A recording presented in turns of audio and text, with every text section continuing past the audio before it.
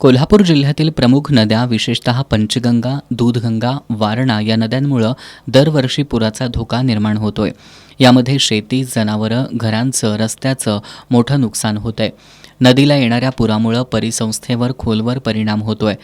यासह दरवर्षी पूरग्रस्त भागातील लोकांना शासकीय निधी द्यावा लागतोय. शासनाकडून मागवलेल्या अहवालानुसार 2014 पासून नदीतील गाळ उपसा झालेला नाही. त्यामुळे कोल्हापूर जिल्ह्यातील पूर परिस्थितीवर नियंत्रण ठेवण्यासाठी नदीतील गाळ उपसण्यात यावा अशी मागणी श्री छत्रपती शाहू महाराज सोशल फाउंडेशननं केली आहे. निवासी उपजिल्हाधिकारी गजानन गुरव यांना या मागणीचं निवेदन देण्यात आलं. सध्या गाळ साचत नदीचं पात्र अरुंद होत चाललंय. त्यामुळं गाळ जमणं हे पूर परिस्थितीचं वाढणारं एक महत्त्वाचं कारण असू शकतं असं संघटनेचं म्हणणं आहे. गाळ काढल्यामुळं नदीची जलधारण क्षमता वाढायला मदत होणार आहे.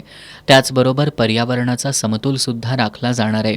यावेळी संघटनेचे अध्यक्ष संजय पोवार वाईकर, तात्यासो पाटील, भीमराव पवार, विद्यानंद जिरगे, बाळासाहेब पवार, शिवाजी पाटील, पांडुरंग सावंत, मारुती पाटील, अशोक माने, उदय कदम, विश्वास आयरेकर यांच्यासह पूरग्रस्त मोठ्या संख्येनं उपस्थित होते.